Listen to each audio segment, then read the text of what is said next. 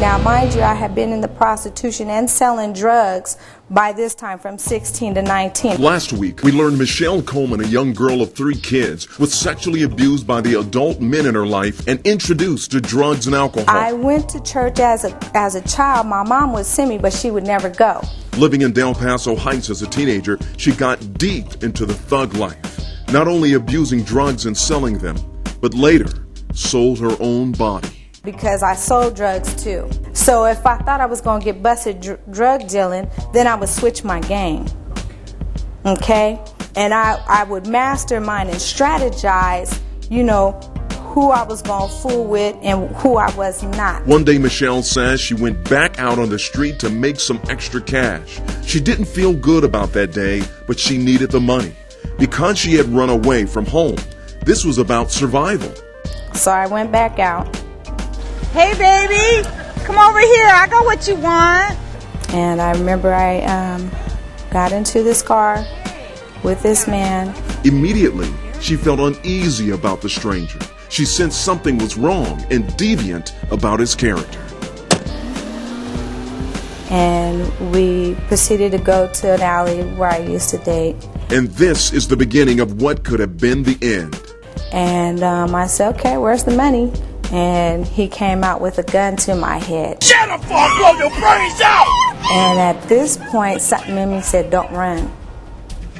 Now you got to remember that there was times I would have ran, but something really said, don't run. Don't say a word! But now I'm handcuffed. Shut up!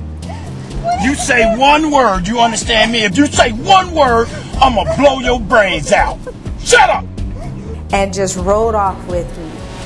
And now he's talking to me. And he's saying, did anybody see you? Do you have a pimp? And did he see, you know, you get in the car and, you know, asking me all these questions. And I'm telling him whatever I think he wants to hear. Eventually, he ended up taking me to his house in Modesto. Shut up and get out! Lay on your stomach! Lay on your stomach!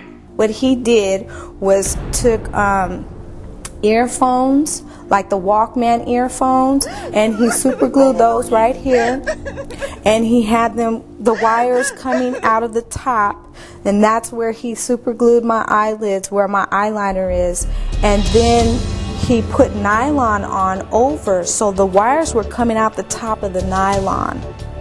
And he left me butt naked for that whole week on the carpet, hog-tied. Move your head! Let me go. Shut up. I say he left me like that probably about 3 or 4 days, but in the course he would talk to me through the earpiece. So he had some kind of device that he could speak to me or turn the music back on so I couldn't hear nothing around me.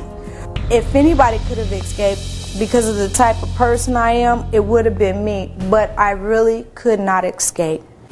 Next week, the conclusion of Michelle's story.